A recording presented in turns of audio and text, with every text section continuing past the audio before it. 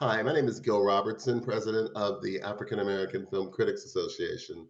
Today, we are thrilled to be talking to TV executive Toni Judkins, who is the senior vice president of programming at the Hallmark Channel, which also includes the Mahogany TV imprint. We're going to talk to her about their upcoming programming that will be populating the airwaves in the coming weeks.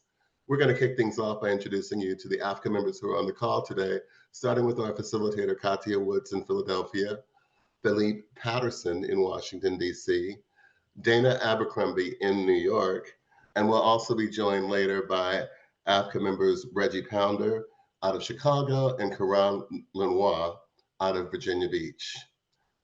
I'm going to let you guys do what you do so well, and I will see you on the other side. Hello, Dana Abercrombie, the Coalition. Thank you so much for speaking to us. What I really wanted to know is, the Mahogany brand is such a wonderful and special brand to people like us. With the erasure of so many diversity and inclusion programs that we've seen in other companies, including Hallmark's own diversity inclusion focused CEO leaving the company, what are you doing to ensure that brands like Mahogany are a mainstay and are still going to be given that focus and attention for its audience that look forward to these programs all year round? Well, thank you. What a great question. Thank you all for having me. As you may be aware, Mahogany has been a part of the Hallmark family for almost 40 years.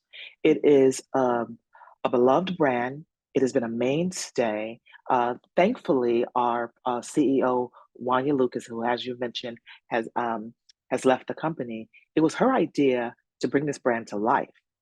And of the work that I've been able to do with all of our colleagues here at Hallmark and with the support of not only Wanya, but for the support of the Hallmark Enterprise from Kansas City, I'm pretty certain that Mahogany and this initiative that we've launched will be here for quite some time. But what our job is to do, whether it's diversity focused or not, or even if it's just diverse content, whether it's an actual program or a specific initiative or title that this content is featured under, our job is to make good content, is to make good stories. And I believe that in itself ensures the longevity of initiatives like Mahogany, of content that is focused for diverse audiences, be it African American or any other particular group. People always say, from music to a movie, from music, it goes back to the song. You have a good song, you have a good product. From movies and television, you have a good story, you have a good product. Yes, these are volatile times, but I come from a place where I remember when there were just a couple of options, a couple of Black shows on networks, when there were only three networks, then four, then basic cable. We had, every offering that was put out for that reflected the African American experience had to speak for all of us. We have so many more options now.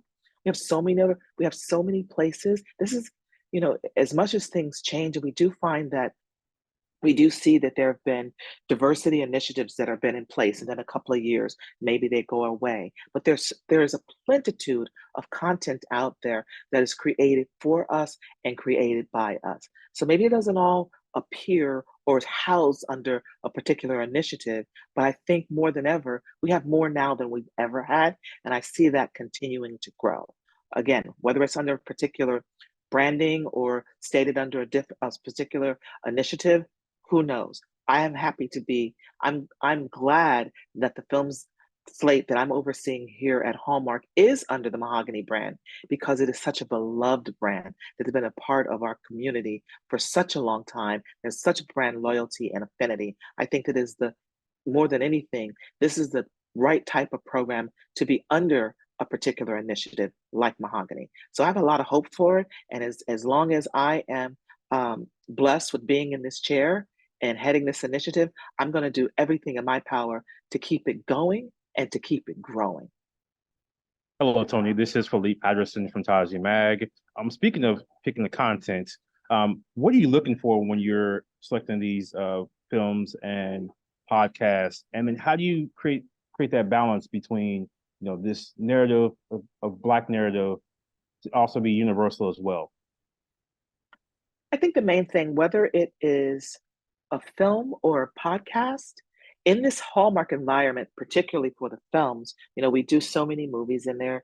There's similarity there, but it's about a positive ending, a happy ending. And for me, under the Mahogany Initiative, I'm looking for ways to take content that is universal, but then make it specific. The love story is universal. So many aspects and points of entry and storylines are universal. But then when you put it under the Mahogany, how do we make it specific for us? That's the exciting part to it. And it's also the challenging part to it, right? Because you want to speak to the African American female viewer. You want to let her know from what we put on the screen that this content is created with her in mind. But at the same time, you want it to be available and appealing to everyone. So I think that those universal stories are the great point of entry and the great framework for creating any type of, in our particular case here on Hallmark, primarily love stories. But then you look for those moments to make it specific to the Black experience. How do you take that film? How do you take that pitch that may come in and it doesn't have, that point of view? How do you tweak that? How do you make it in a way that that it appeals? When I put our films on, I said, we need to do two things. The core demographic needs to look at this product and say, I really like that story. I like how that was told. And then on top of that, the African American viewer says the same thing. I like that story. I like the way it was told. And I recognize and appreciate it was created with me in mind. It was told for me. That's the balance. That's the calibration that is always there and forefront in everything that we make. Now, in the podcast space, with our I'm so excited about our new very first release of a scripted podcast, Crimson Hearts Collide, a similar thing. But since it's something that you put out there in the world and a viewer or listener can go and choose, I think we have a little bit more of an opportunity to make that more exclusively or intentionally for a Black audience, because these people that come to the podcast are going to be people that want specifically that.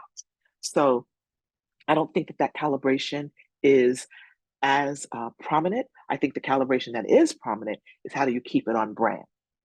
I think all of us know that sometimes you listen to or read a Black romance book or a Black audio book, and it can be a little bit, there are places that it goes that can be very engaging, but it also can be a little bit off brand, and you can be a little bit, I'll just say it, a little sexier, a little, things that really don't align, or places in tones that really don't align with the Hallmark brand. Because even though it's Mahogany, it's still Mahogany as a part of Hallmark. So there's, again, not so much am I walking the line between, is this universal and specific? Does it invite in a Black and a non-Black audience? In the podcast space, particularly in the scripted podcast space, I'm walking that line of, is it a compelling, rich, beautiful, romantic story that will keep our listeners engaged, but does it remain on brand? Which means there's certain avenues and areas that we can't go too deep into, because while they may be stories created for us, first and foremost, they have to align with the Mahogany brand, which is a part of the Hallmark brand. Hi, Toni. Katia Woods with Couple Social in the Philadelphia Tribune. I love the direction that Hallmark is going in. I love reading, like one of my guilty pleasures is reading romance novels. And I, for years, have been like, Black women read romance novels. Why don't we get these movies?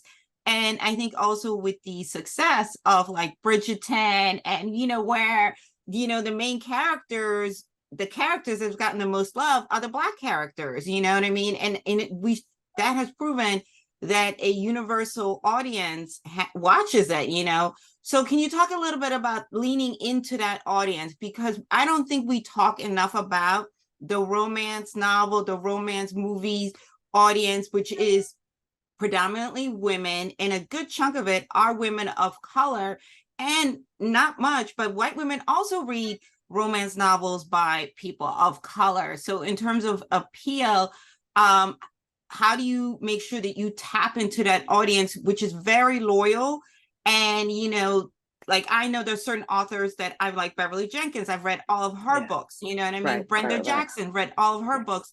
So, you know, how do you, you know, tap into that audience, which is loyal and they want to see these stories? They don't want to see anything that's politically correct. They want to see handsome people in nice settings, falling in love, and you know, whatever, you know, that journey takes. So how do you make sure to keep that audience in mind as you're rolling out movies?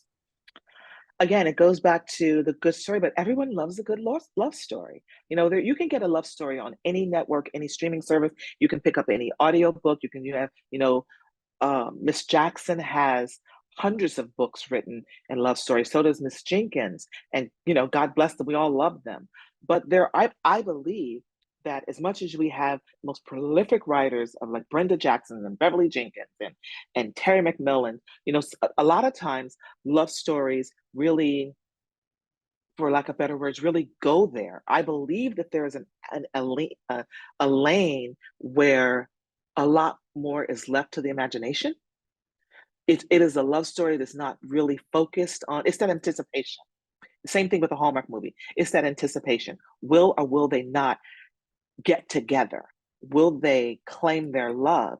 I think what I'm empowered to do is to claim that space that's in between something that could be, let's say, Christian or spiritual and very chaste, right? To something on the other end of the spectrum that is really sexy and deliberate and obviously where there is no guessing, there is no anticipation. We know what, you know, we know what that's like.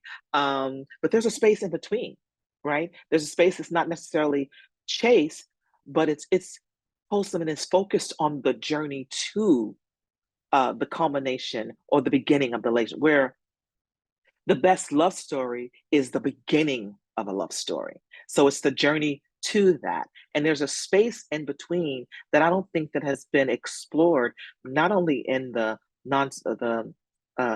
novel space, but certainly not in the scripted podcast space. So it's that journey to the couple getting together. It's not the story that we have become accustomed to reading, where we're in there, we're getting every single detail, we're getting every bit of action that could potentially take place. Not that there's anything wrong with that, but there is another lane where people are really engaged in, for lack of better words, the foreplay of it all, right? The meeting, the understanding, the misunderstandings, the coming together. And if told right, it can be very engaging and very uplifting and very wanting, but with a great payoff for the listener. Totally agree. Thank you. Mm-hmm. Dana Abercrombie again. I was wondering, what was the decision to go into the podcasting sphere? And why not just stay within the TV channel atmosphere? Why go into podcasting? Because we're storytellers. There's so many avenues, there's so many mediums.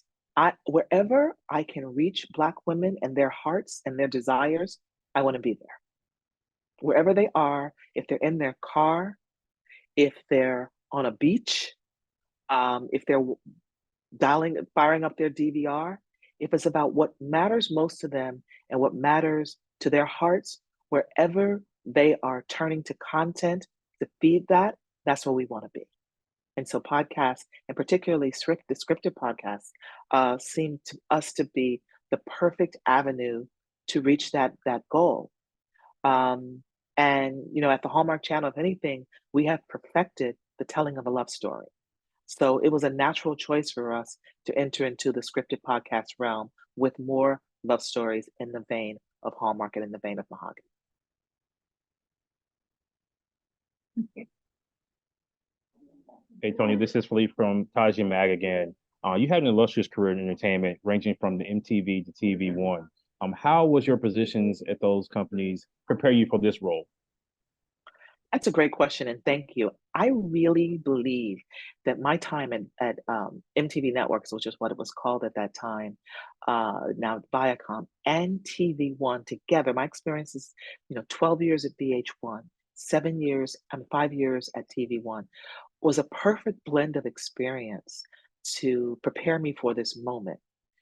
Early on in my career, when I worked at VH1, I had to do a lot of figuring out how to get our stories told, how to fit in where we get in, but also how to be a voice for the Black experience, particularly as it relates to pop culture. VH1 was all about pop culture, and forgive me if this is a little bit of a long-winded answer, but there's some significant detail in here.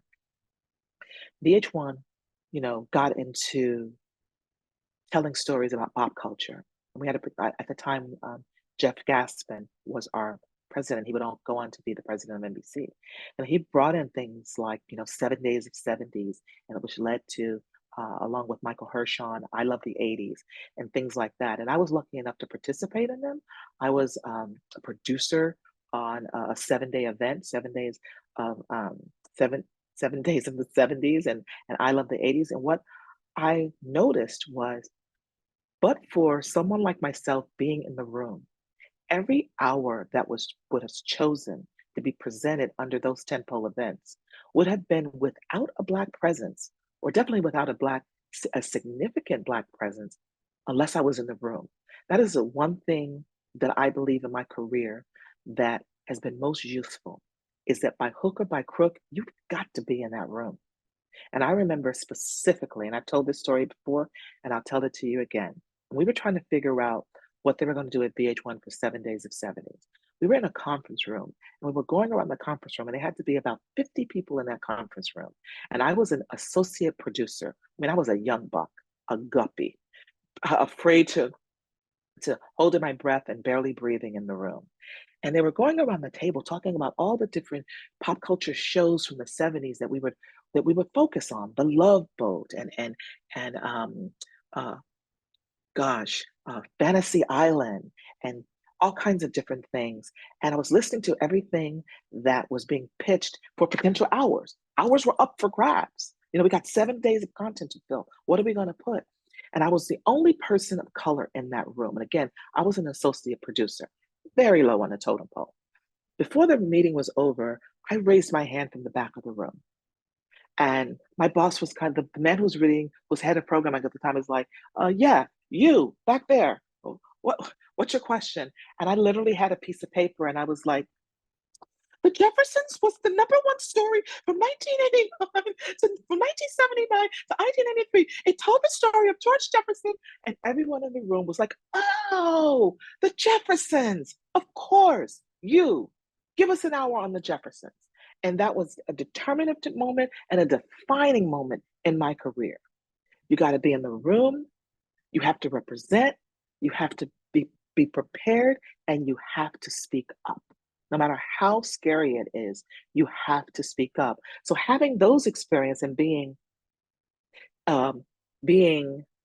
almost emboldened and encouraged from that moment, I took that into the next thing. I took that into I Love the 80s. I took that into, oh yes, there are all these great moments that we did that appeared in the 80s, but how about this? I took it into the 100 greatest rock and roll TV moments. People were like, okay, let's talk about Petula Clark kissing Harry Belafonte on her show. Let's talk about Michael Jackson's Thriller. Let's talk about let's talk about Nat King Cole being the first African-American to be giving his own talk show. But for being in that room, those moments may not have appeared. And I was the only Black producer, I was one of 2 Black producers that created the I Love the 80s franchise. But you know what? When that first time went around, I said, you know what? I don't want to come back and do it again. I love it, but I want to do Black in the 80s. And I sat down, I'll never forget it. I sat down with another colleague, and we went to, I don't know who's on here from New York, but there was a Barnes & Noble at 68 and Broadway. I went up to 68 and Broadway, and I bought every book on Black achievements that I could. And I sat in my office at 1633 Broadway for weeks at night, just going the list. I had a list of over 200 Black firsts. I was able to pitch that list to our boss at the time, Michael Hershon, who was so amazing. And out of that, he said, okay, you get 3 hours on Black pop culture. I look right now, this week I saw on Peacock a series from Steph Curry's company called Black Pop. Well, you know what? If you go back to 2004, you can find it on YouTube. You'll find Black in the 80s. 1 hour on television, 1 hour on music, 1 hour on film. I created that. I was able to do that at VH1 almost 20 years ago. That's what being in the room and not only creating, but creating that voice and making a case for how Black people and our achievements should be promoted and touted. And that all led me to TV One, where I went right back. At that point, you know, I was great at telling people how to count down things, creating that potato chip type content. I was able to take to TV One the 100 Greatest Black Power Moves, and that aired in 2008 and culminated with the #1 Black Power move, which was the election of Barack Obama as our first president. All wrapped in storytelling. All, you know, TV One gave me the opportunity to solely focus on Black content. VH1 was getting the voice of Black content and Black achievement in a way that fits in with the overall programming strategy. TV One was to do it in a very entertaining way, whether it was 100 Great Black Power Moves or Unsung or Life After or R&B Divas. And now here at Hallmark, to take those two experiences and blend them in such a way of how do I make what we are creating and the message that we have for African-American viewers, how do you make it fit in this environment? Which has not, we all know this, has not always been the most diverse environment. But there is a place for it.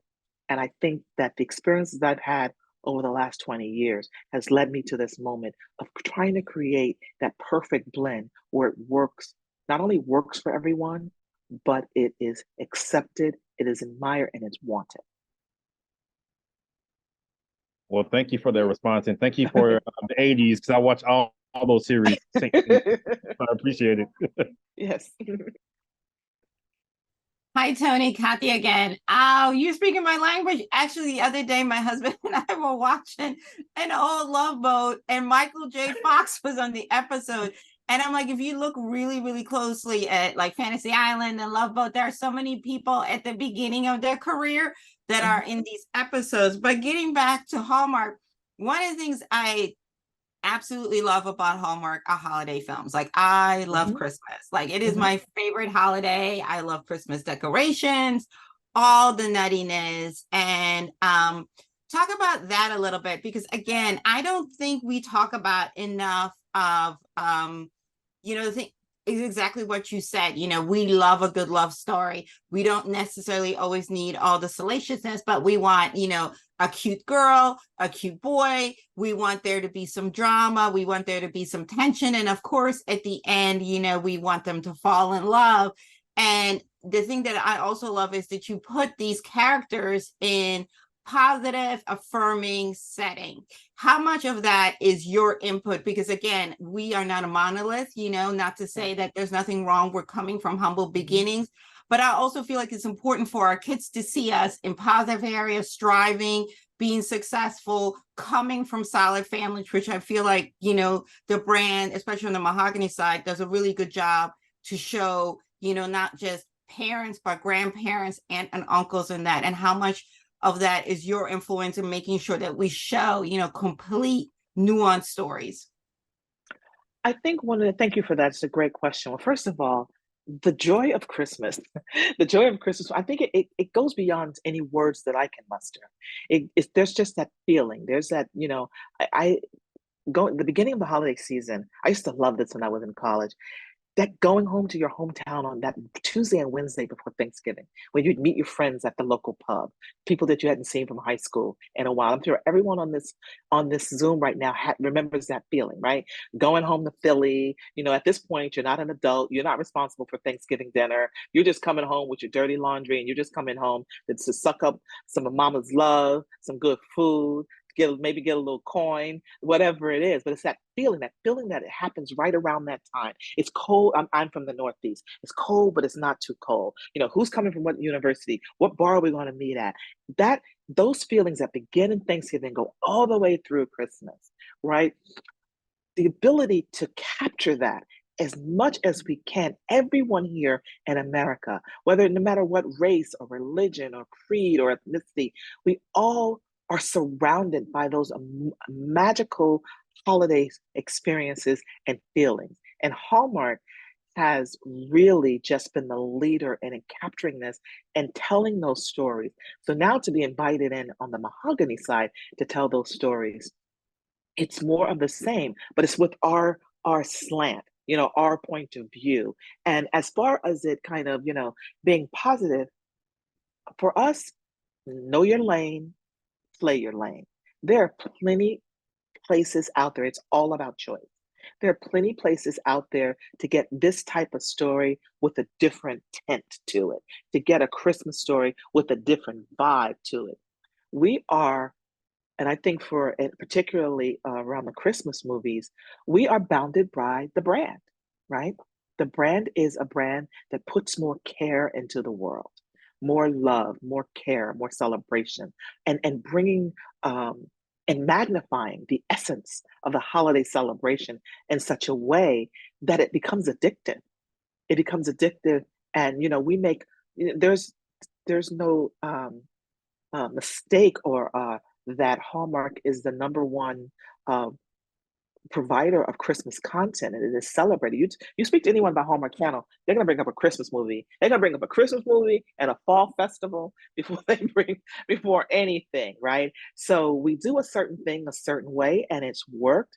I think adding the Mahogany component to it is a way of bringing in more, not only more audience, but honoring our tradition, honoring how we do it in a way that shines a positive spotlight. Because let's be real about it. We all know that there's some Christmas holidays, you go home to family and it is, this is a family-friendly Zoom. It is, it's not the easiest experience, right?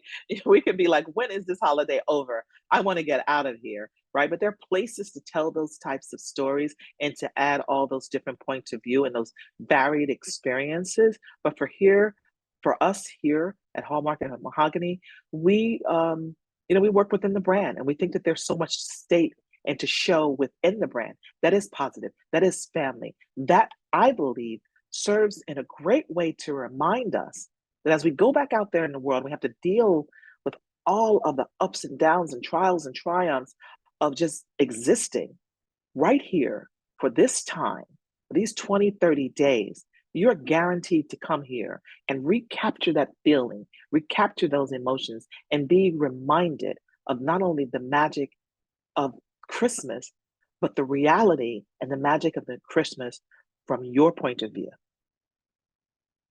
Dana Abercrombie again. Thank you so much. What I really want to talk about is Crimson Hearts Collide.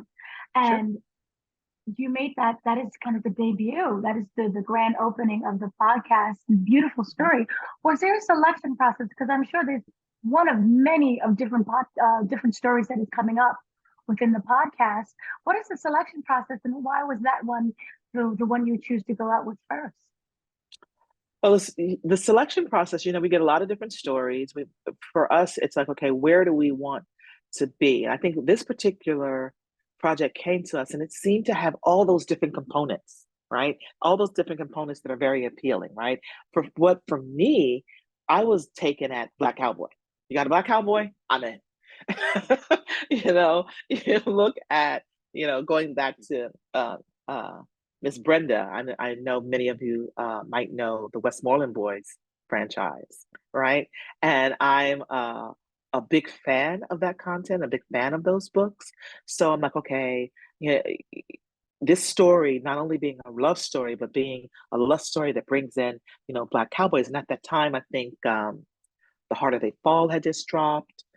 It was coming into the concept of Black Cowboys was coming into the zeitgeist a little bit more. So it was really appealing to me. And also was appealing, Dana, because it lends itself to just great immersive sound experience, being on a farm, all the activities that take place there, and taking us out of the big city and putting us in an environment that slows down a little bit so we can let the story breathe, so we can follow the challenges that our characters have.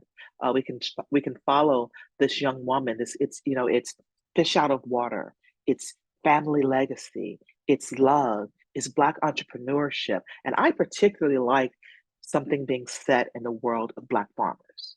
People don't know a lot about Black farmers, but there are plenty of Black farmers out here in the country that that help us, help sustain us, their products, what they create, but also what they go through, what they struggle, what they have, what's available to them.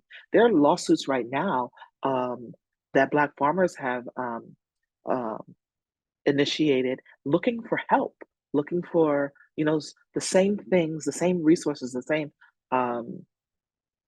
opportunities and resources that are given to other farmers. I like that little bit of shining a light on that world, but it was a world that also makes sense to ourselves. And if anyone looks at a series of romance novels, you'll be amazed at how many cowboys are on the cover, not only Black, but for all different groups, how many cowboys are the focus of rom-coms or these romantic novels. And I thought that it was a great opportunity for us because we never traveled that space before. And it was something familiar, but it was also something fresh. My question for you is, what was the first and most memorable Black film that displayed Black love to you? Claudine. I'm dating myself, but one of the first movies, I think my aunt took me to see two movies when I was a kid. The first was Cornbread Earl and Me, and I don't remember if it was in this order or not, but it was Cornbread Earl and Me and Claudine. Claudine changed my life. That soundtrack, Diane Carroll, James Earl Jones, those kids at the end of that movie running down the street, all jumping on that truck, family. I even get a little verklempt when talking about it. Family and Black love, what they did to stay together in trying times was incredible. I remember that movie like it was yesterday. The rolling up the carpet when the folks from welfare came by. The incredible Gladys Knight singing "To Be Invisible." The Curtis Mayfield scoring that soundtrack to Gladys Knight's incredible vocals, to Diane Carroll and all her beautifulness, trying to make herself look like a regular woman and all her glamour. And James Earl Jones with that voice and his command and his presence. To me, there's been so many movies about Black love, but many of them barely get close to what I witnessed in Claudine. All right, that's a great selection. And thank you for portraying Black love on TV positively. Nobody's a complete villain. Just showing everybody's heavily flawed and affected by their experiences. So really appreciate it, Toni. I thank you so much for that, Philippe. Because here's one thing that I want Black women and Black women and those that care about her and love her. We are not that difficult to love. We know that conflict equals drama, and there are plenty of places where you can go and get love stories that are just overwhelmed and fraught with struggle. Love is challenging. Love is a struggle. But for Black women, what people that care about these stories to know as Black women, we are not that difficult to love. Sometimes we have to learn how to become vulnerable. We have to get out of our own way. We have to make time for love. We have to face down our fears and insecurities about love. But if we're willing to take those steps, love will find us. And I just want to be here to capture it. One thing I wanted to say is that I agree with Philippe. I think the one thing I do love is that even though you have these career women, they are all still open for love, dispelling the myth that, you know, we have our careers and we don't want to have families and we don't want to fall in love. How do you, your leading ladies are always, like I said, is they're not, what I love is that they think they're perfect, but then they find out that they have challenges, which I think is important because it shows our humanity.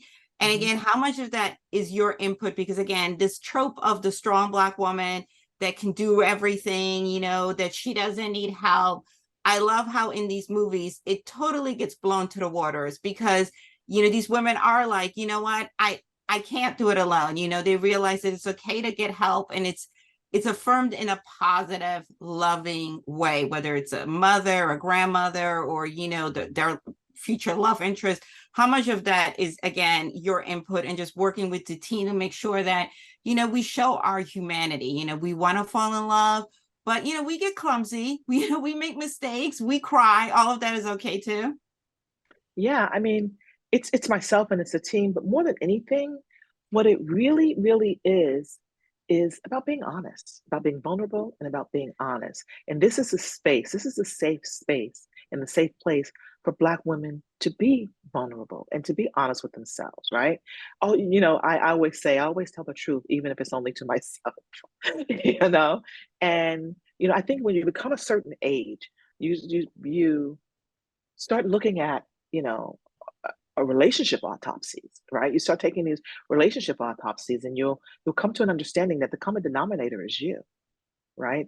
The common denominator is you. So if my life isn't working, what is it about what I'm bringing to the party, or what how I'm living my life that needs examination?